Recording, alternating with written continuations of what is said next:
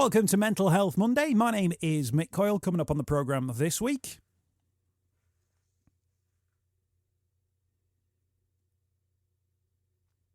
and I'll be reminding you how you can make connections with mental health organisations within your community. It's Mental Health Monday. Hey everyone, welcome to the podcast. My name's Mick Coyle and got a real cracker of an episode for you for Mental Health Monday this week. Absolutely chock-a-block busy this week. This is going out on Bank Holiday Monday at the end of May 2021.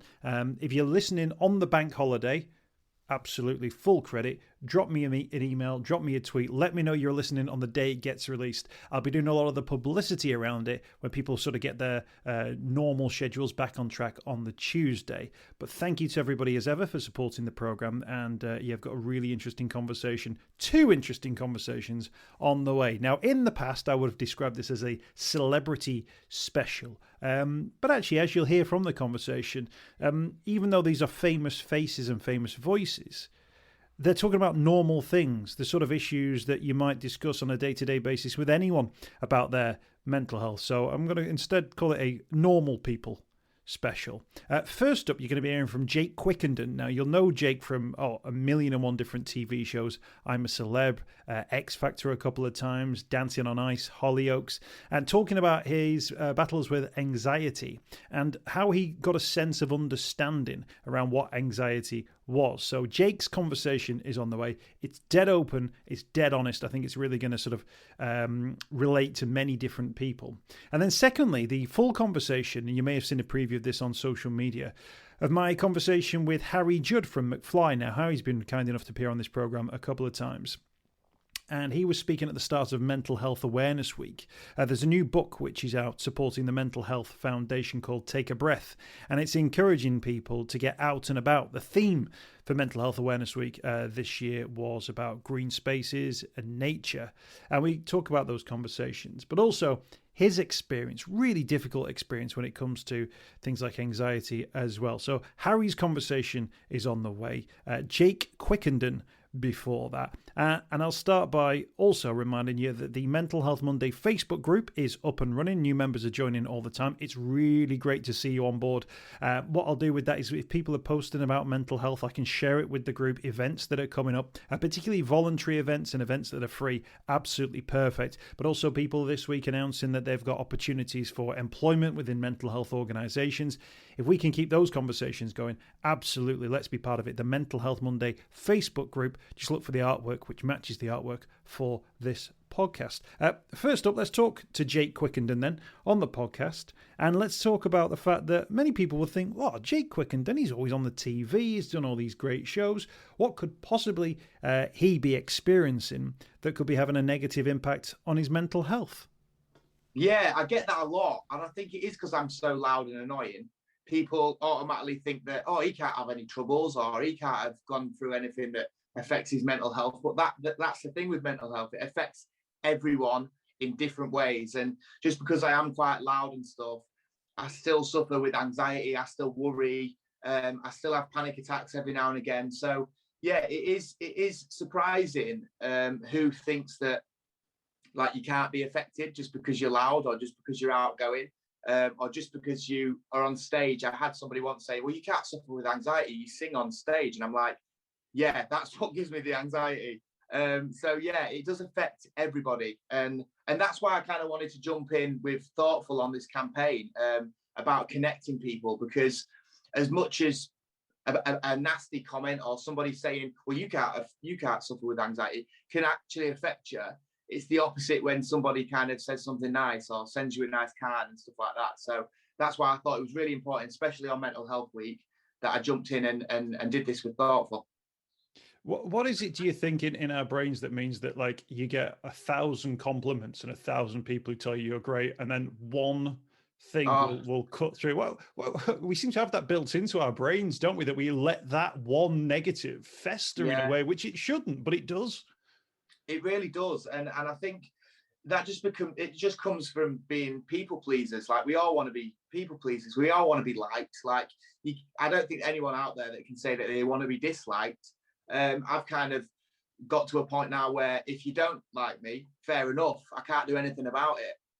But you always want to be liked. So that's why when you do see a nasty comment, you focus on that, and it can be really draining. So especially for young kids at school, and they're getting it in the playground, or they're getting it on social media. Social media is so huge at the minute. They're getting a nasty comment at, I don't know, 14, 15 years old, and how much effect that can have on them, and then kind of go through their life with that effect. It is a really crazy time we're in at the minute with the social media and with how much trolling's going on. And I think that's down to because people are unhappy. They've been unhappy in lockdown.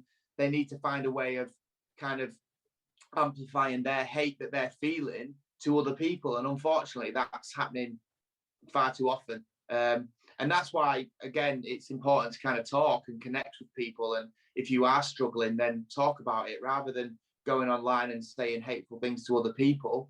There's so much things you can do. Public Health England have their Every Mind Matters campaign where you fill in a mind plan, and it gives you things that you can do to help. Do you know what I mean? So there's so many things, there's so many charities you can talk to and stuff like that. But like you say, it's just a very weird time when you get 100 nice messages and you really focus on the one negative. You've done your own sort of social media boycott and said, I'm taking a bit of time away. What was that moment for you that thought, whoa, hang on a minute, let's step away? Yeah. Do you know, the thing is with me, like I do live my life through social media, and I totally get that. I put pretty much everything on there, but it's kind of become my job in lockdown that I'm posting all day and stuff. I remember at the start of the last lockdown, I was just getting comments. It was the same comments saying like, stop trying to be relevant. Stop trying to be relevant. And I was thinking, well, I don't care about relevance. I'm relevant to the people that care about me. I'm relevant to my family. I'm relevant to my friends. I'm not trying to stay relevant. What I'm trying to do is I'm trying to work and I'm trying to earn money to live. And it was that comment that was just getting me. I just thought, I couldn't get my head around the fact that some people don't think you're relevant. And I just said, right, I'm having a few days off social media. I think I did 4 or 5 days off it.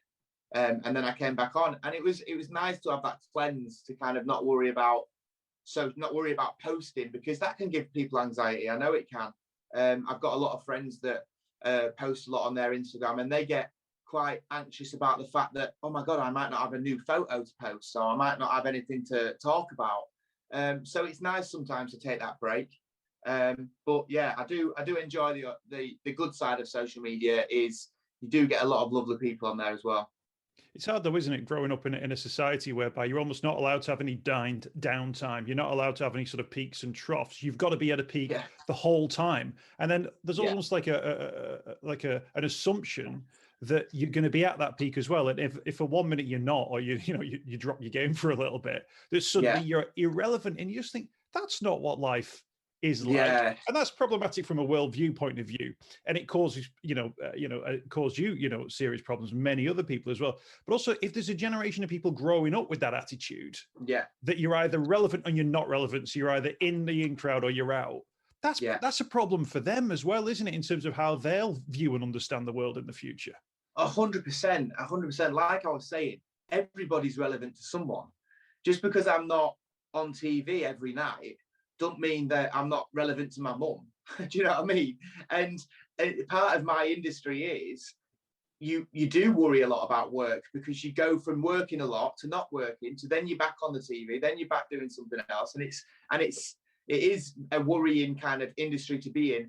And then when you get people thrown in there that you're trying to be famous or you're trying to stay relevant, it was never about the fame for me when I went on X Factor. It was about doing something that I loved. My dad, before he passed away, always used to say to me, if you find something that you love doing, you'll never work a day in your life. So I wanted to do something that I loved, and I just happened to get some amazing opportunities from it that I'd be a fool to turn down. Do you know what I mean? It's given me an amazing life, and I'm going to ride the wave until my surfboard breaks. Do you know what I mean? So yeah, definitely everybody's relevant to someone, and that's a message that should definitely be out there. Like, just because you're not relevant to Tom, Dick and Harry, you're relevant to your family and friends, and that's really all that matters. What would your dad say about online social media trolls? My dad wouldn't have Instagram because he didn't have a clue about anything like that. But my dad was a bit of a bruiser, to be honest. So he'd probably tell me to do something stupid, um, which I can't do because I'm definitely not that kind of person. But yeah, I don't think he would have been able to get his head around it. It wasn't really big before my dad passed away. It's been 12, 13 years now. And I think social media's got massive in that time. But yeah, he was the kind of dad that would be like, any problems you face them head on. Do you know what I mean? And that's maybe why I do argue a lot with people online.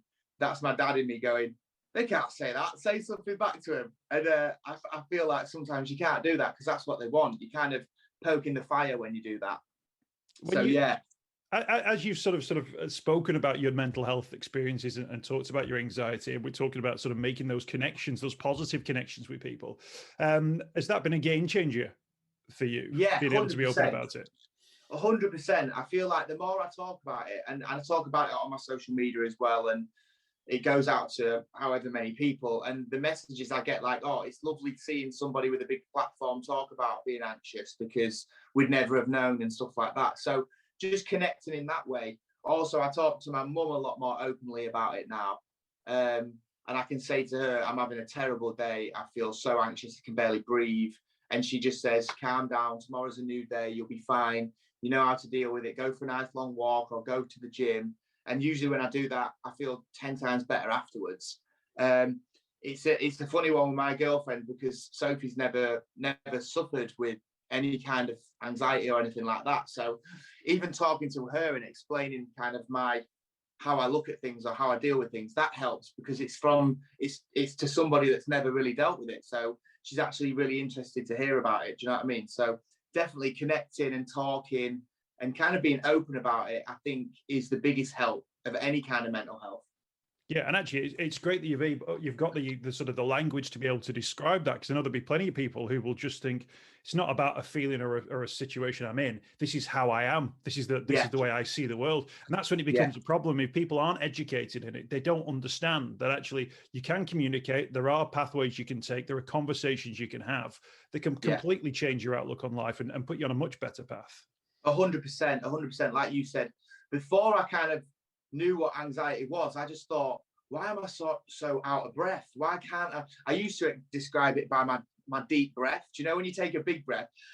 I never, when I'm at my most anxious, I can't get that breath. And I used to say to my mum, I'm suffocating here. I can't breathe.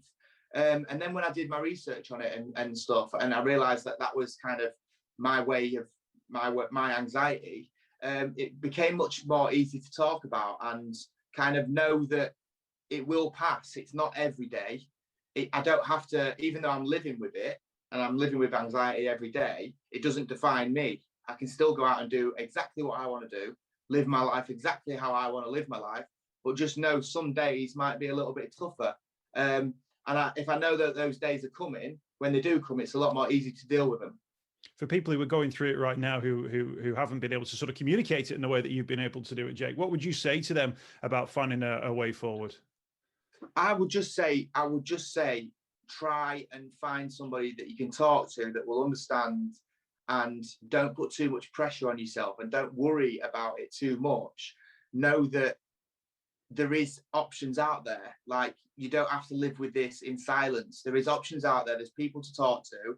And just because you're having a down day one day doesn't mean the next day is not going to be a brilliant day. Do you know what I mean? And that's so important to remember, because when you are at your lowest and you think that every day is going to be like that, that's when you kind of really start struggling. But if you know that you are going to come out of it and tomorrow will be a better day, it might only be 2% better.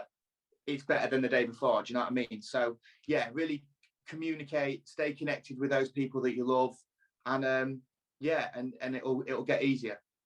Jake Quickenden, thank you for joining us on the program today. Really appreciate you speaking to us. Legend. Thanks so much, buddy. Oh, what a lovely fella Jake Quickenden is. Real pleasure to get him on the podcast. Thanks for listening to the programme this week. Don't worry, more to come right now. Harry Judd from McFly, believe it or not. Now, Harry's been really kind to this programme in the past.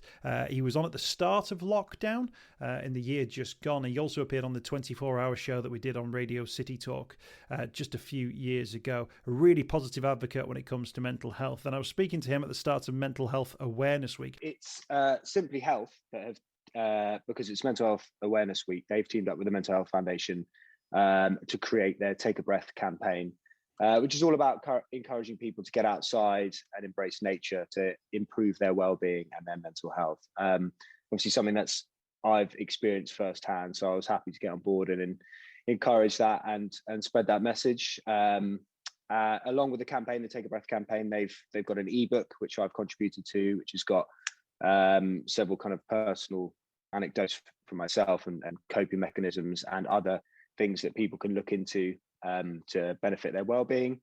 And so you can download that ebook through the Simply Health website, and also each ebook that's downloaded, Simply Health will make you a £5 donation to the Mental Health Foundation. So it's a great campaign, and I'm really happy to be involved. It's been good to hear that the message around getting out and about, the green theme for this year's Mental Health Awareness Week has really seemed to come through in the media reports. There might be some people, Harry, who would say, you know what, I've not been able to get out of bed for the last 2 or 3 days. The last thing I want to be doing is going for a walk through the countryside. And I guess we're all on a journey in regards to that. Well, what do you say to people who are in that sort of circumstance, who maybe can't foresee or can't even imagine a time where they could enjoy being out and about? Yeah, well, I'd say I've been there. Like I've had periods where I've been there where, getting out of bed can be the hardest thing. That can often be the biggest struggle of the day. But I can guarantee you, once you manage to get yourself up and about and, get out there, there's many actual factual reasons why being out in nature can help. But the things that you naturally feel, well, I've actually found, and research has been shown to prove that it does help, is just the fresh air, a bit of exercise, even if it's just light exercise, that connection with nature. We're human beings, and there's just that natural requirement, I think, for us to have that connection with nature. And I think I'd say to people, you'd be surprised.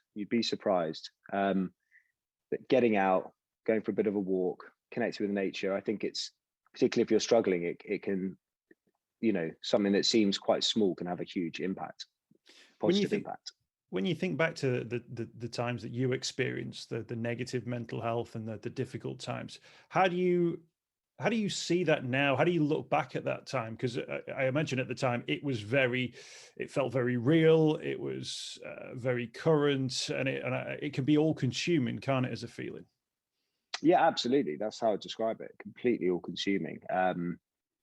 But I think, you can look back on it with hope and kind of, positivity, and feeling like, even though you can remember those times, it feels, as you say, all consuming, and feels like you're stuck.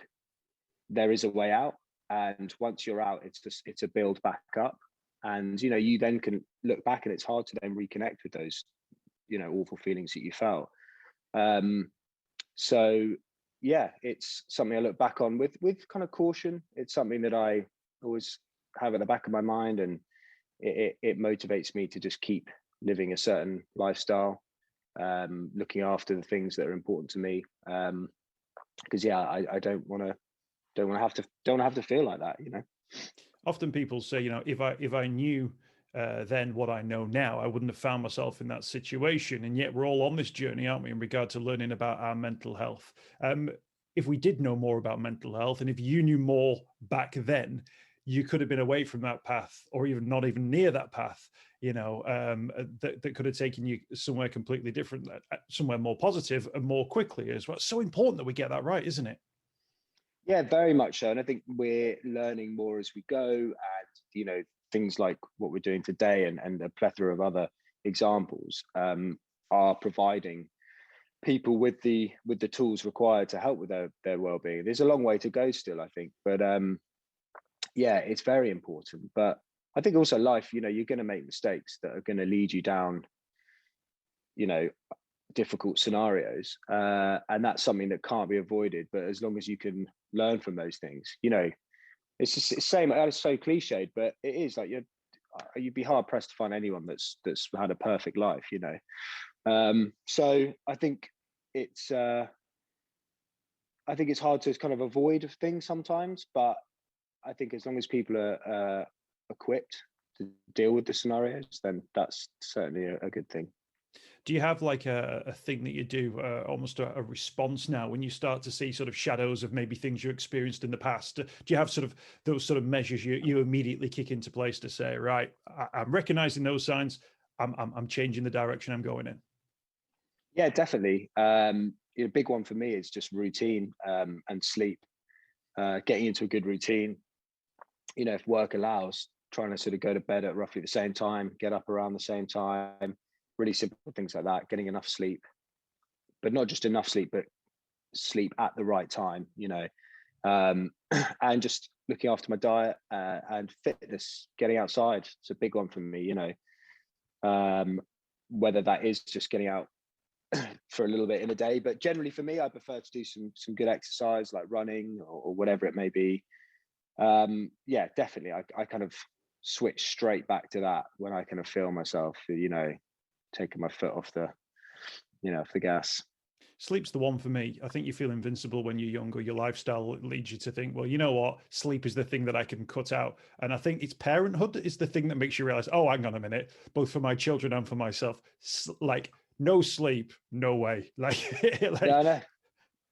I don't know how people do it. I met someone the other day who's a lawyer, and he works till like 1 a.m, and then he's up and starting again at 8. And I'm just like, I just don't like how you do that. I'm like, mate, I'm in bed at like 10 o'clock. But yeah, everyone's different, and like you said, for me, I'm a better person when I'm well slept, for sure.